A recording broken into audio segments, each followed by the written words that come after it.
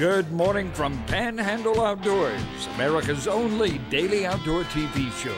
Your source for fishing, hunting, and information for folks who enjoy the great outdoors. Now sit back, relax. It's Panhandle Outdoors. Good morning, folks. Welcome to Panhandle Outdoors. We've got a big video coming up. We're going to just skip the weather and everything. We'll catch up with it tomorrow, I promise, at river readings and everything. But this video is very special. This past week, we were invited, Walter and Mason and his best friend Isaac Stone. We were invited by the Hartzog family, Stacy and Jolie up there outside of Vernon, and we got to fish on Holmes Creek. And you're talking about cordial hospitality, down home kind of people. I mean, and they watch the show, but boy, they're part of the true part of our Panhandle family. And what we did was just special. We caught the fish. You're gonna see the video. Caught plenty of fish, and the Hartzogs that have been up in our area 5 generations, just like our family, 5 generations. And it's just, what a wonderful time we had. And so we'll sit back and relax. We did this video last week, and we had a great time with the Hartzogs. So here we go, let's roll it, Jeff. Okay, folks, we're up here in Holmes County, and we've been invited to go fishing. And anytime you get invited to go fishing, that's exciting. So I want you to introduce yourself. Tell the viewers who you are. Stacy Hartzog up in Chipley. But what we're going to do this morning, we're going to go over to the upper part of Holmes Creek and do some old-timey brim shell cracker fishing and take the boys and let them enjoy themselves. If we catch some, we're going to come back and clean them and fry them today like we used to. But I hope we have a great day. Weather looks like it's going to cooperate, so I'll see y'all in a bit. Okay, so you got a great spread here. I mean, it's a beautiful area. And how long, your family's been in this area, how long? It's our 5th generation. 5th generation up in this area. And we've been talking, first thing we started talking about our family history of tracing our roots back to the Carolinas and all. So we're looking forward to it, and we're going to have a great, boys, y'all ready? Yes, sir. Y'all know they are. Y'all know how to fish? Yes, sir. They'll probably show us once. Okay, all right.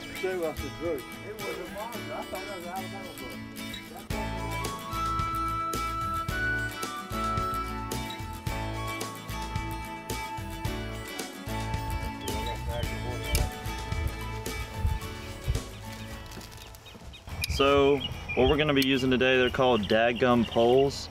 And there's a patent on them, and so basically what it is you let this out and there's a little spring in the bottom that gives it some suspension. So it, like a lot of times if you yank up too hard you can break a line or something, but having that suspension really helps with keeping fish on. So it's a really cool pole.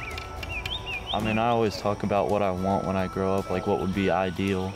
And something like this where everything is close, really neat and in order and clean. He's got a house over here, really nice barn back here with a man cave in it. It's got a little pond right there. It's just, everything is ideal. It's a really, really cool place. He's got a pool up there. It's just really nice. What are your thoughts, Isaac? Completely agree. Very nice place. Very, very nice place.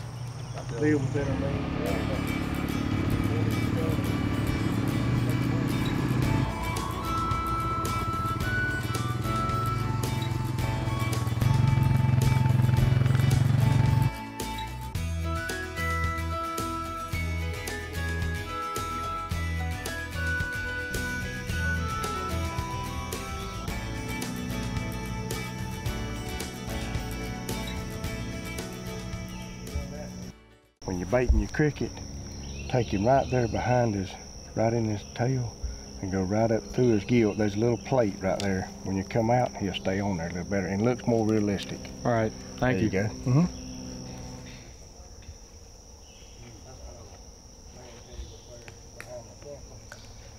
You got one up there too?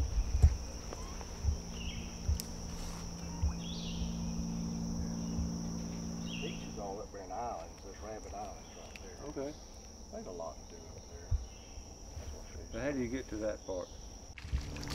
Oh, Mason! Woo! That's beautiful. Wow. Look at that! Yeah. Look at that! Whoa! That's nice. That's a whole lift. Woo! Them things is hand painted, ain't they? Yeah, that's like over Tulosy Creek. Yep. Holmes Creek, Tulosy Creek about the same size. Come here. Good job, Mason. They don't get much prettier than them. They don't. They sure is. We used to. So you talk about his daddy taught him, and you've mentioned several things that your daddy taught you. What's the difference in your generation and Mason and Isaac's generation with regard to daddy's teaching? Well, I would just say the fathers, you know, need to spend time with their kids and enjoy the outdoors. And a lot of lessons learned out here outdoors. Okay. Amen.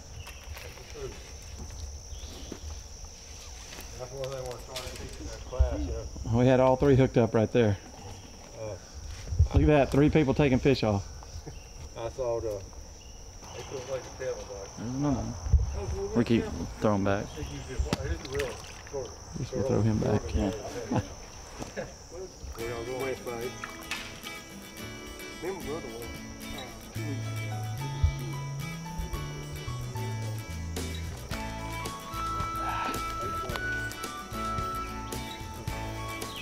Stole that cricket from me. Look at that. Look at that.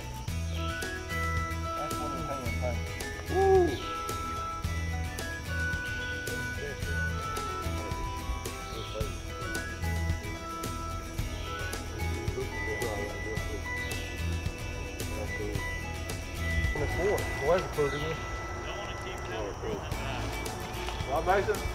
I think you asked me about a tree earlier, and Look at that. it's Psalm 1, I believe. And it talks about how a person can be like a tree planted by the water, how it will bear fruit in season. I think you're right. Good relief. You know, every time we start talking about the Bible or daddies, we start catching fish. Yep. What's the cord?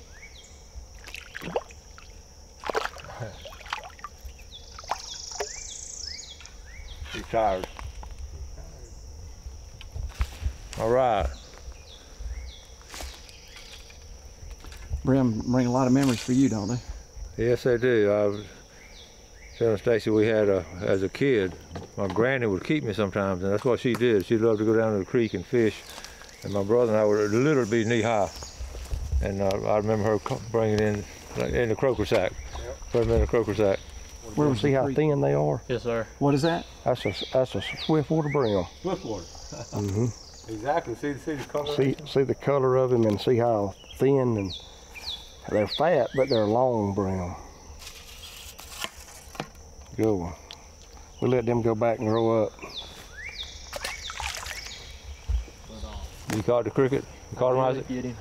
You learn all kinds of things. One thing I want you to learn, talking about these crickets, life is too short to fish with a dead cricket.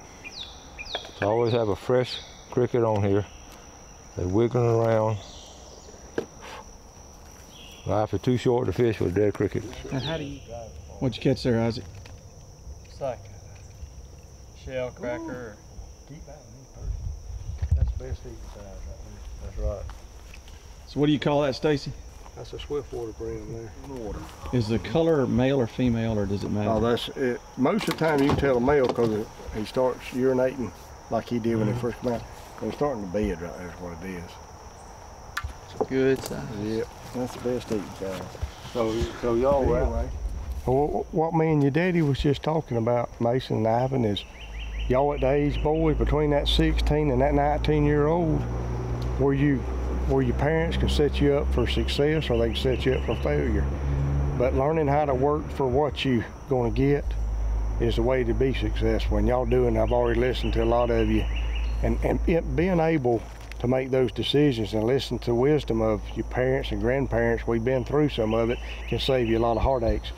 But one thing, that age group between the 16 and 19-year-old is very critical because you're going to make decisions in your life that's going to be the future of your life. Right. When you get on up here like some of us is 50 or 60, the decisions they're not as critical as what they are at y'all's age, because that's when it's going to be life-changing. So listen to your mom and dad and your grandparents and all. They've been successful, and that's what I was telling the students I had as seniors, they were 17 and 18. I would tell them when you turn 19 is one of the most critical times of your life, because you're sort of getting away from home. You're around a lot of peers who maybe were not raised the way y'all were, and I've seen so many good students sort of take a step down. But a lot of them recovered. A lot of them recovered, but they just didn't quite have that foundation. And that's what you and I talk about, outdoors. Right. Well, and these, you know, and look at your kids. Yeah. What do your kids do now? I got one that's an FWC officer and one that's a park ranger. Both of them love the outdoors, but they was raised in doing this right here. And this finding contentment in your life and not chasing the almighty dollar, that's what it's all about. Being content, spending time with your granddad, spending time with your dad, times you won't never get back. That's right. Yeah, and these boys are seeing that. They're doing good stuff. Good deal. A lot of their friends, a lot of your friends don't do these kind of things, do they? They're not. Talk about parents you've seen setting their kids up for success and parents setting them up for failure. Yes, they're just, well, exactly what we're doing right now. They're learning how to catch a fish, how to live off the land, and just the different things that's you know, being successful. Learning, listening to them about the value of a dollar. You know, work for what you get. Right. That's setting you up for success. Yeah. And not being give to, and that's just the way I can tell. I can tell you was raised that way, and Walter. And so Isaac lives in Brentwood, Tennessee, which is the wealthiest area in Tennessee and probably one of the wealthiest areas in the country. And so Isaac can probably talk about the kids that you know that have been set up for failure because they've been given so much. See it all the time. Oh yeah. Stay away from that. And do you see kids that have been set up for success because they got to work to earn stuff? I do. You know, wherever you go, there's going to be people like that that are set up for failure and success.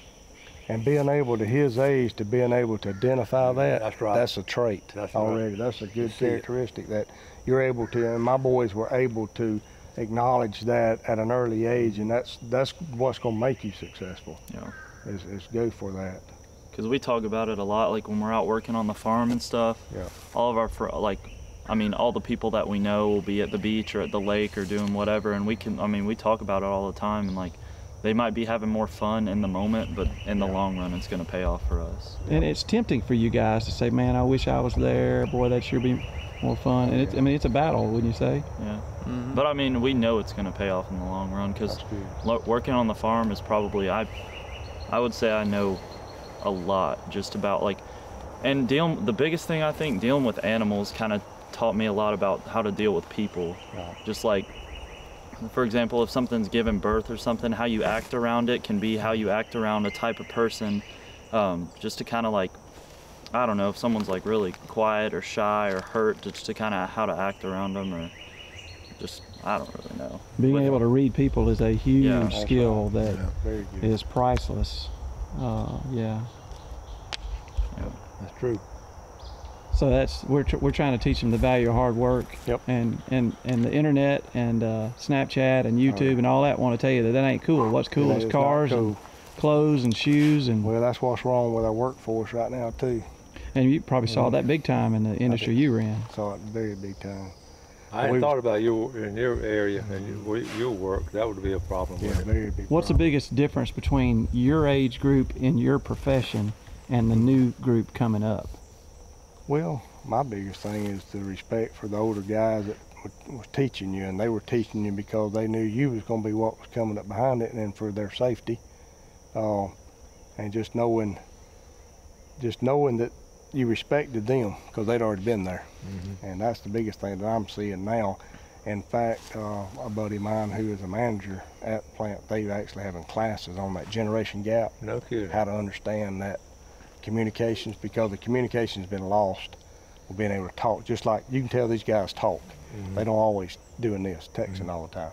That's a big plus. And when you get out in the industry, in the world, it's face to face, talking to people. And in your profession, you make the wrong move or forget about something and somebody can get killed. It sure will. And that can happen in life too, driving down the road. It sure will, that texting and Snapchatting. But me and Mason was talking about it earlier, about the working on the farm. I always had as much fun doing the food plots and driving the tractors, and the kids, all of us was out there together building food plots, the whole family. And to me, that was just as fun as, and you were learning a skill too, driving the tractor and how things grow. So you're gonna teach them a skill of cleaning fish and a skill of cooking fish. Here in a We minute, are. aren't you? We're gonna do that. We had talking about tractor and all. We had a load. We were at the Cape the last couple of days. I had a load of dolomite brought in. I bring it all the way down from Mariana to the Cape San Blas. I had a big old load, but we were taking our tractor down there, and Mason got on that big old pile. You know, Mason got on tractor and leveled the whole driveway. No instructions. I mean, in fact, I was working a little bit. I ended up sitting down in a chair just watching him. Cause I'm thinking his age, many boys at this age could do something like that and get it all that level. I know it's a little thing, but it's reflected a lot about what he can do. I just was very proud of that. Yeah, well, you got a skill, but not only that, it teaches you pride in your skill to get that right. Right. And I know you want to do the best thing you could for your granddaddy. You're trying to, you know, do the best thing. That teaches you to have pride in your work, and Yeah, the only problem we have, we just don't have enough time together. We cherish every minute we have together. oh yeah, I know y'all do. Yeah. I know you do. One of these straight ones, and the other I see you had it up there.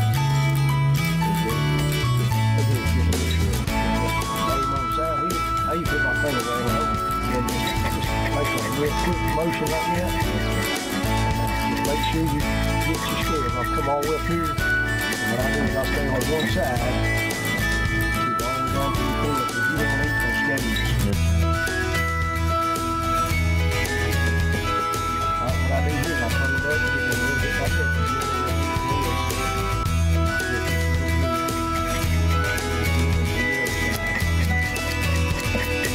You can push down on it. You can tell once you get the scale, how much pressure to put.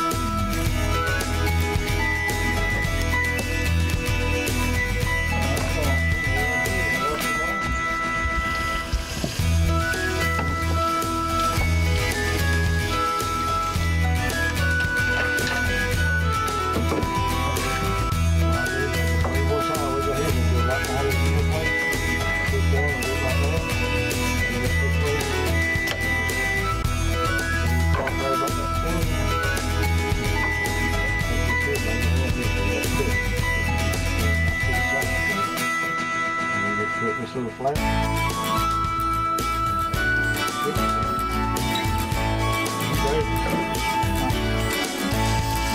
What do you want to do?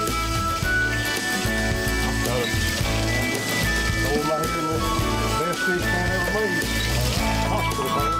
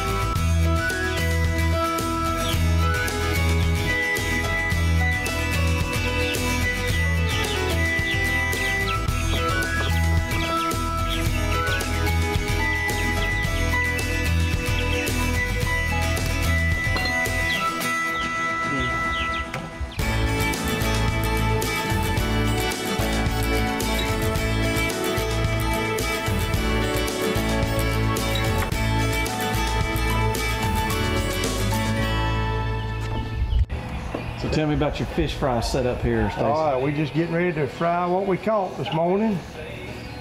Getting all the drain pans ready.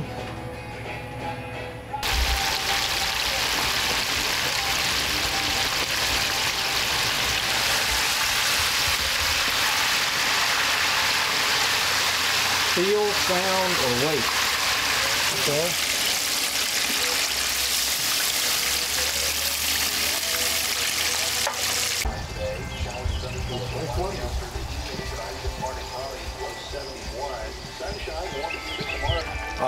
Folks, you always hang around a cooker. You know that at a fish fry. You always hang around a cooker because you get extra stuff. This gave me these hush puppies. I've never had, you know, I've eaten hush puppies my whole life. These are unique. Can you show the people the mix? Tell them the story behind it. This is amazing. This was a recipe from Louisiana, from going out there to Leeville many years, but it's got Rotel's tomatoes in it. It's got stuff called Cajun Power and a little bit of sriracha in it.